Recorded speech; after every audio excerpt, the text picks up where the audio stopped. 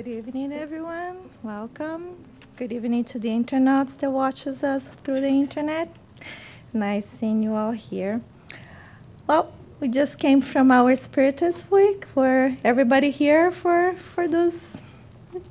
Yes. So it's a good thing and a bad thing coming right after them.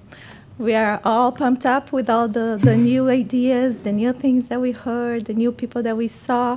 And then, of course, we already talked most of we could during those days about relationship. But then again, this is not a lecture. I'm not here to talk to you anything new, but something that what this Spiritist Week, what this lectures that we went through from Rosandro on Thursday through all the end of Sunday with all the questions and answers, what did this triggers in me? How did it took me to new studies, new interpretations? So when we watch Haroldo Dutra in Genesis, he says that in Hebrew, the Torah was written originally in Hebrew, right? The law. So everything has about not only one meaning, but 70. And we know from the lectures too that 70 is a Kabbalistic number for them. For them, that means what? Does anybody remember? Infinite, right? Uncountable. So there are so many interpretations. It was beautiful to see, I think, during this weekend, all the different interpretations, different ideas, and some of them about the same thing, talking in 3 different ways, 3 different views, and from the same person, so many different views of the same thing. So one thing that I think it became clear to me, relationships that we talk about, I chose building because I think it takes work. It takes personal work, it takes personal involvement, it takes our willingness to do it. Did anybody feel like that during those days?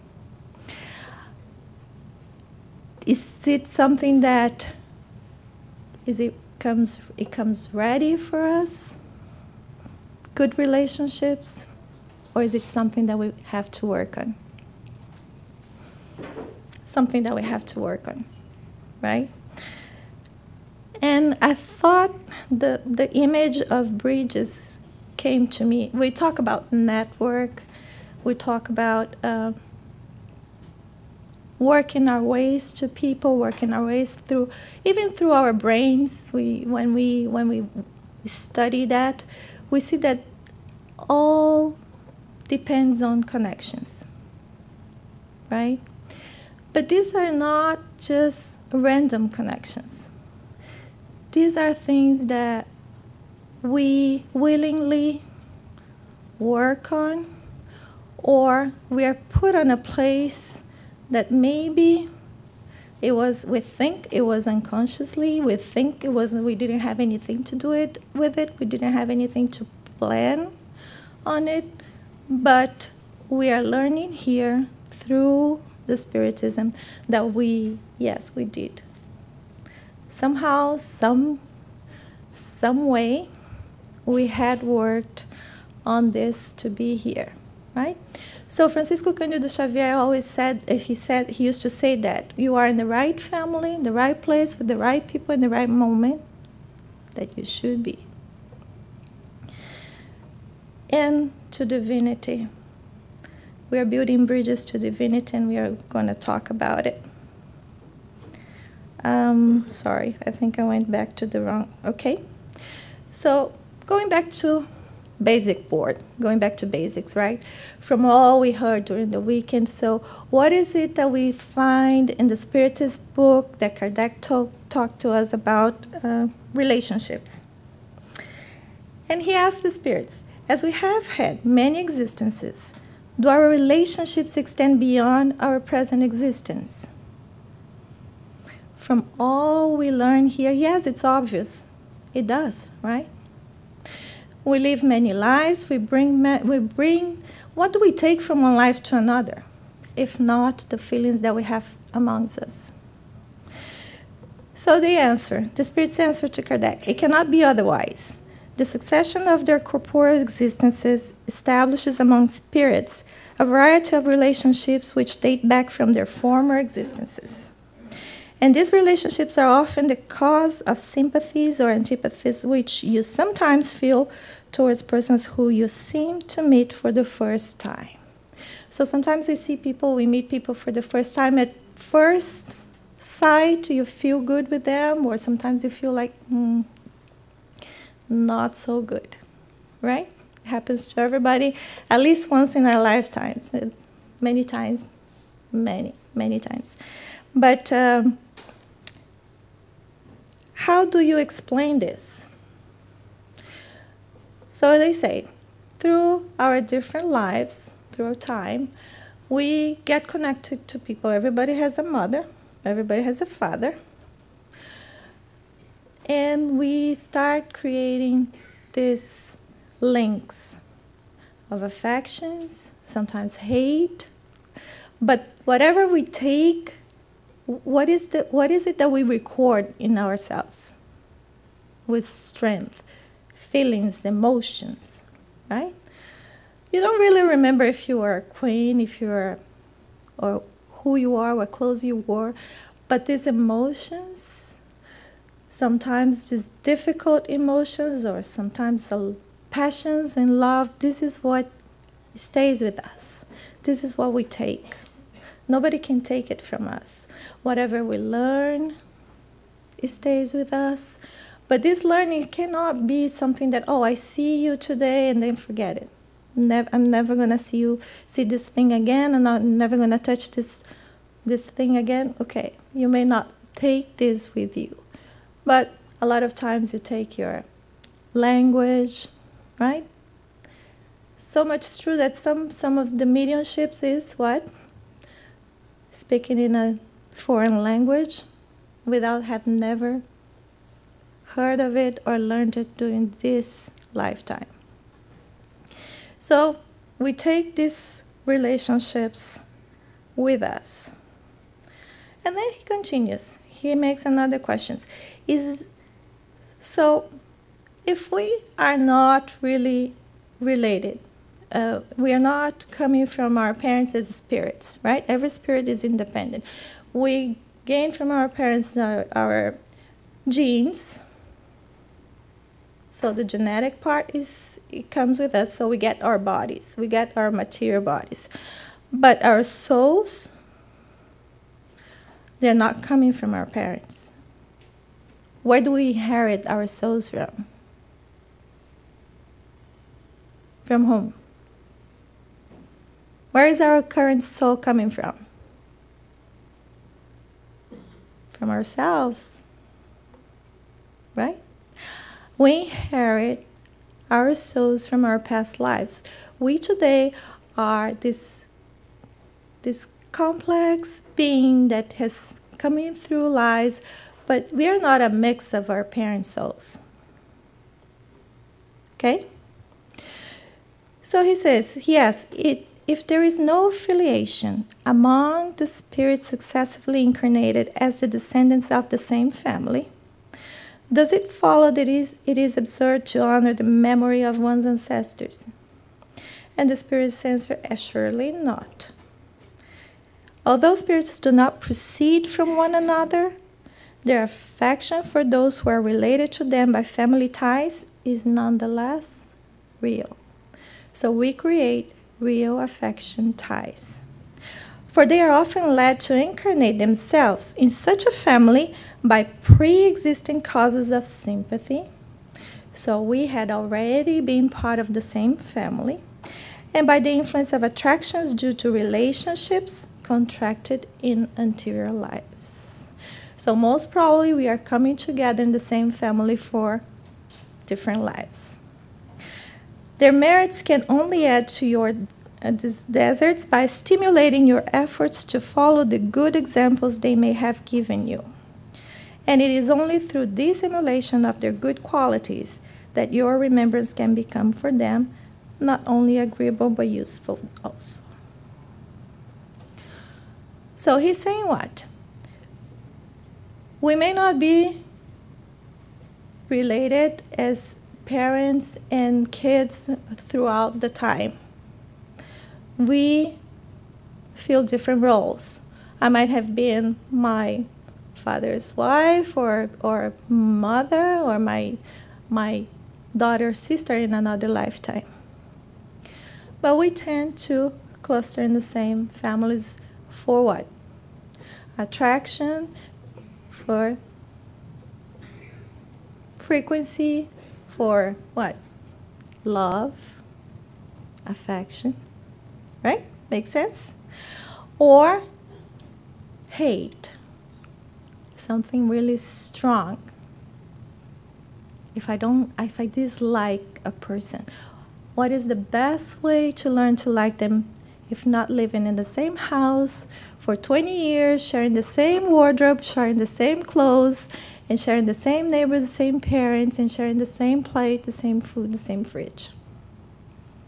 And in my time, the same TV.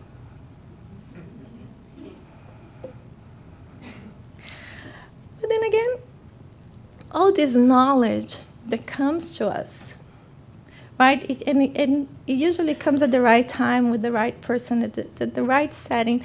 It's only when we are ready that this message clicks in.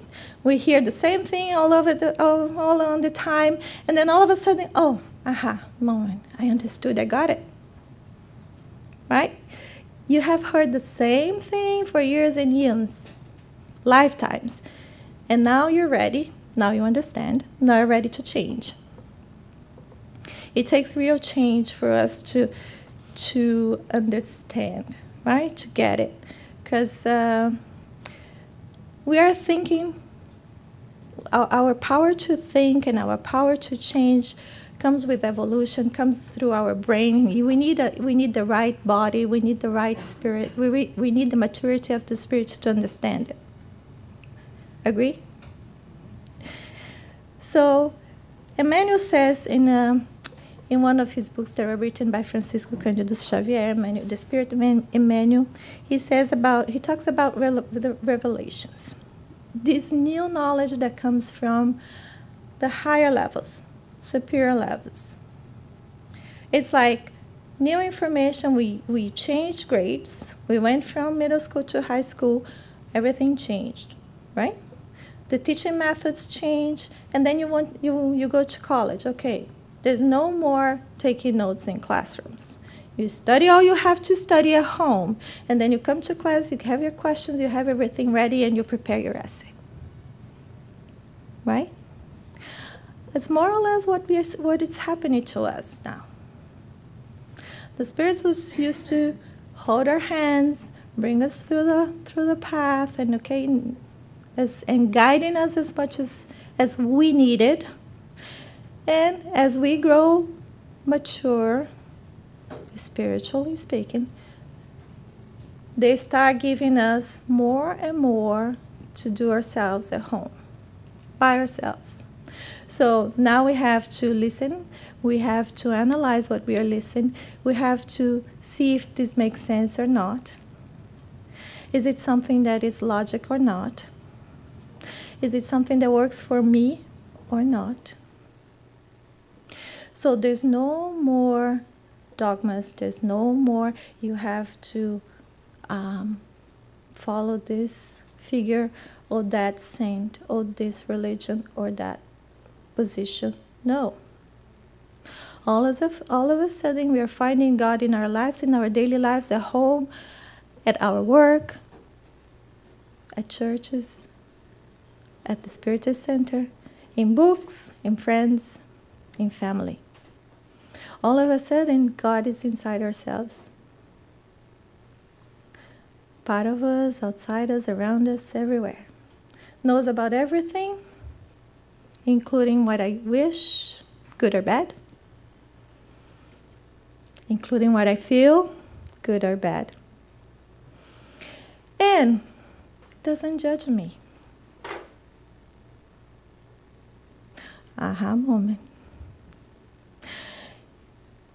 He doesn't judge me.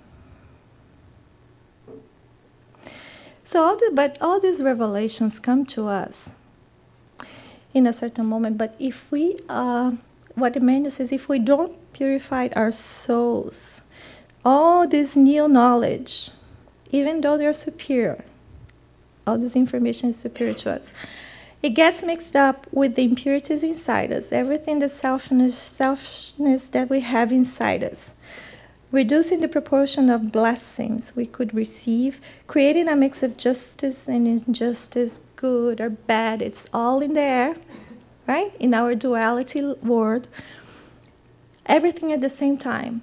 So one moment we are really good. We share everything with everybody. And then our little brother steps on our toes and we just smack him. Happens? Yes? No? Happens to me all the time. The new knowledge mixed with our selfishness generating incomprehension. I don't understand myself. Why sometimes I can be so good and the next second I'm just yelling and fighting with the first person that steps on my toes. I am so patient at the Spirit Center. I'm so good. I speak so well. Everybody can. Then I get home. Poor husband, poor wife. And then what they say is, a drop of dew, a drop of water in a petal of flower, it looks like a diamond. But the same drop of water in a dirt road is a drop of mud. The difference is not in the water. The difference is in us. Beautiful, this message, isn't it? So, say, like Haroldo likes to compare. He's like, okay, let's pretend the love of God is the ocean. Okay? So how much love can you carry in yourself? If you are a cup of water, this is the amount of love you carry. If you are the size of a bucket, you carry a bucket. If you're a big truck, water truck, that's what you carry. You're never going to be able to love like God. Period. Forget about it. But it is up to us getting better, and not getting better in knowledge, just knowledge. Getting better at feeling good, at doing good, at acting good, at being this whole creature that we are supposed to be, with our faults, with all our weaknesses. That's fine, it's part of us, it's part of our path, it's part of our evolution. We'll grow over it. But it is up to us to be the best as we can. It is up to us to grow into a water truck.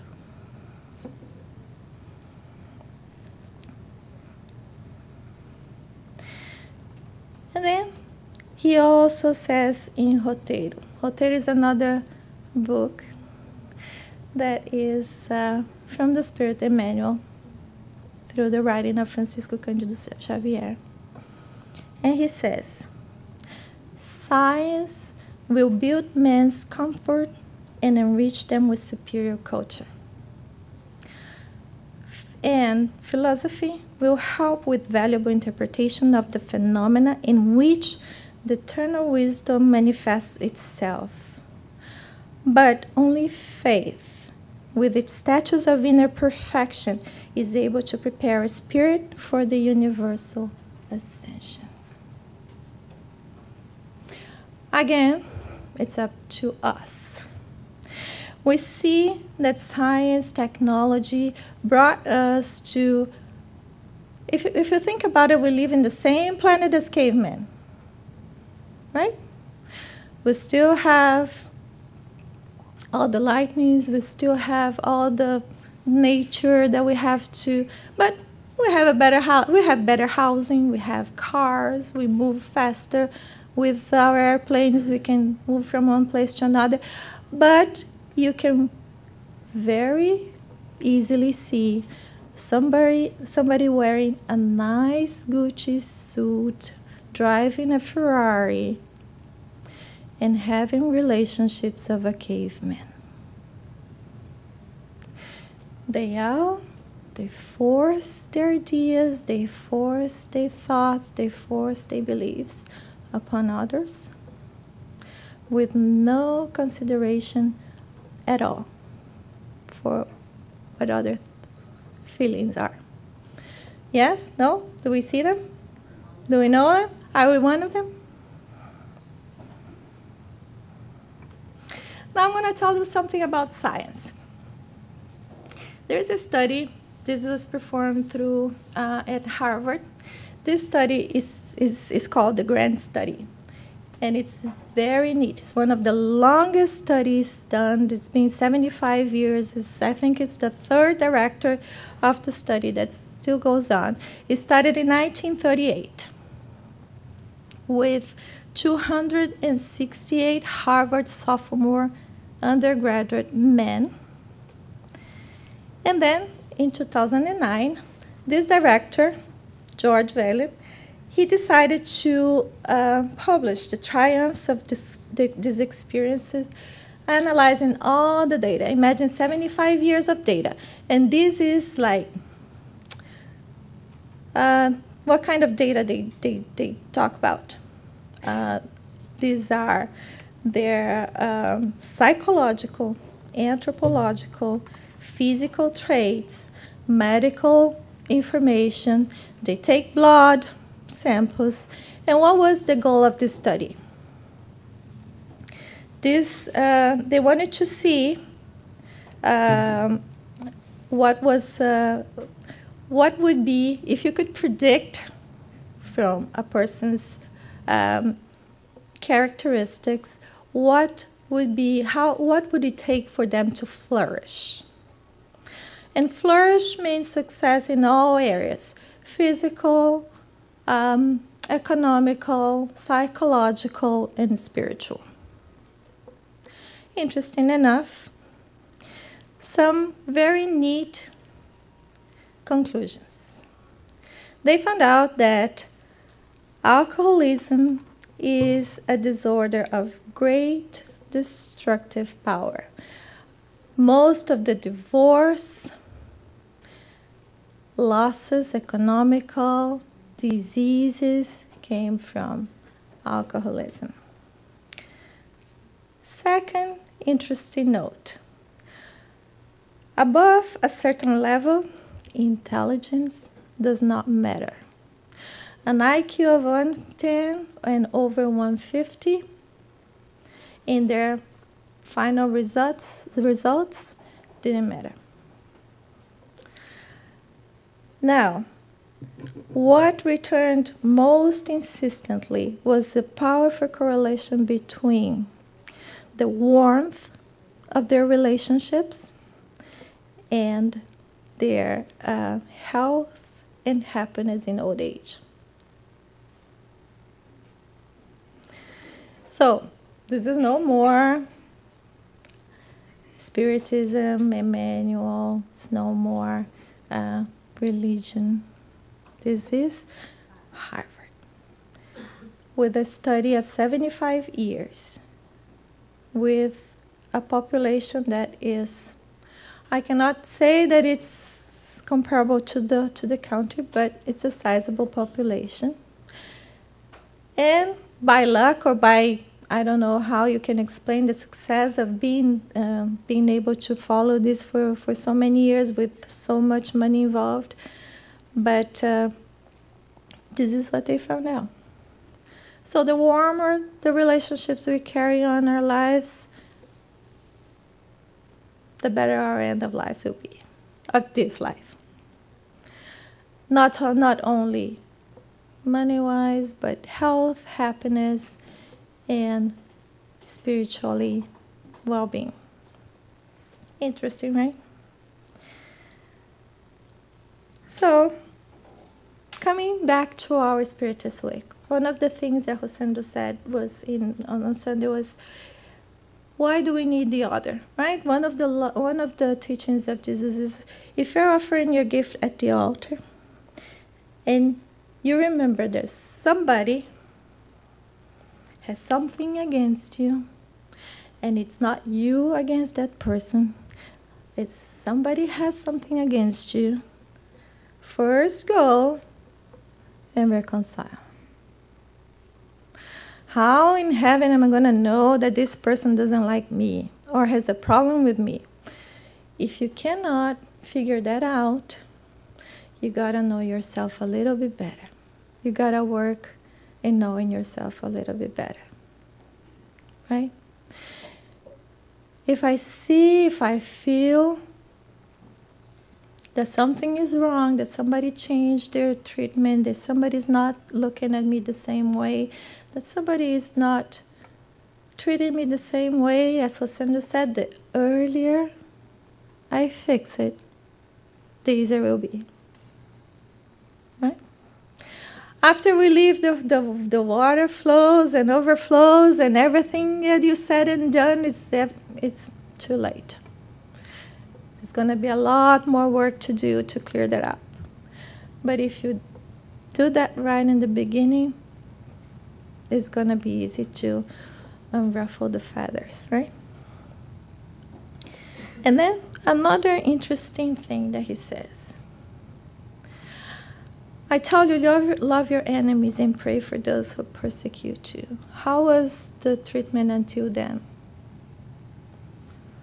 Love who? What was it? Were we allowed to hate whoever hated us at that time? Love your neighbor was not new, was it? Everybody used to say that. That was not something new that Jesus brought. But what he said is, loving somebody that loves you, if you don't do that, come on. But loving your enemies was something different. Loving your enemy was a different paradigm, was a completely different story for that time. It is still a completely different story for us. Who wants to pray for their enemies? We're still fighting. If we were over that lesson, there wouldn't be wars anymore. Would it? No need for that. If we could just pray for our enemies, there wouldn't be any sense in army, police, would it?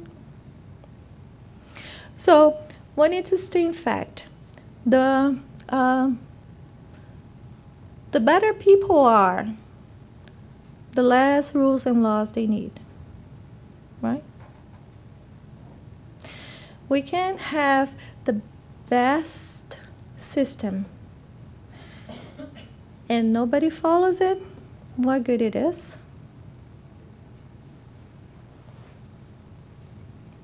Nothing, right? Nobody follows it. So what's the point? So you need a lot of police to make sure that the law is followed. And then you have the worst system in place. And it's all pure spirits. What's going to happen?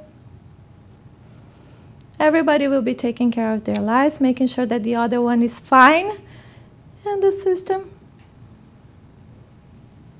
doesn't matter. Is there any need for police in a place where everybody cares about the other? No, right? So we will have to change our lives a lot. But going back to relationships with Francisco Cândido Xavier and Paul and Stephen, this book talks about the story, the lifetime of St. Paul.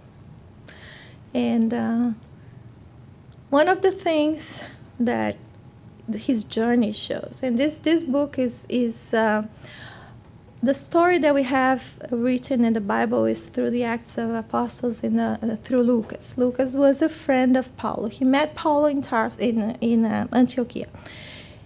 And he learned all about the gospel with most of it with Paul in Antioquia, and became very good friends. And he writes these acts, but he talks very little about what Paul did,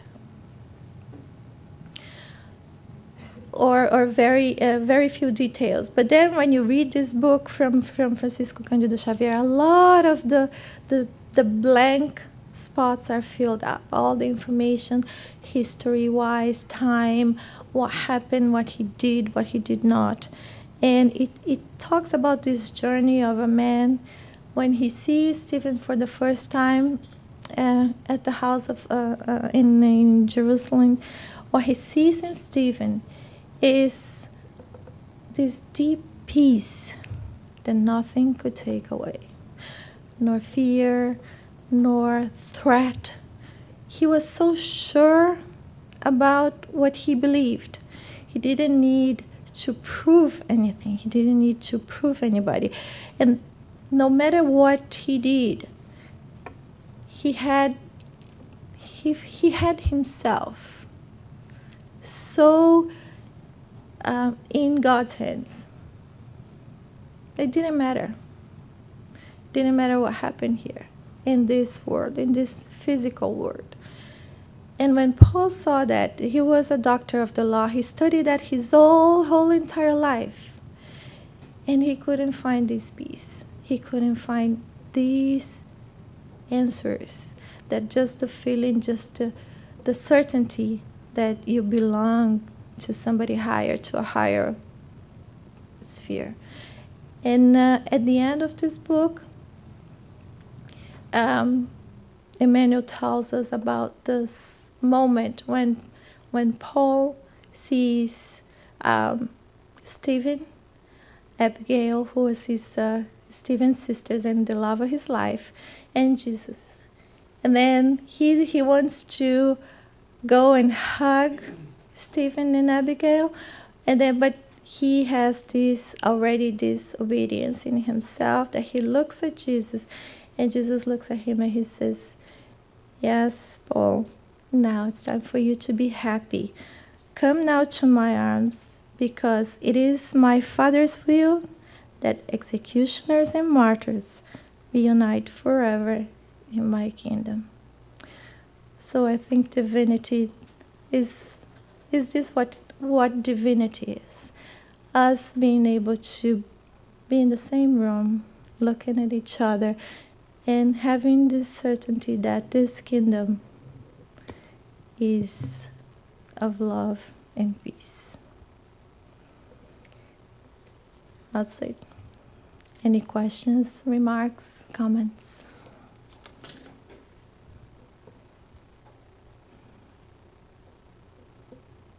No? And thank you so much.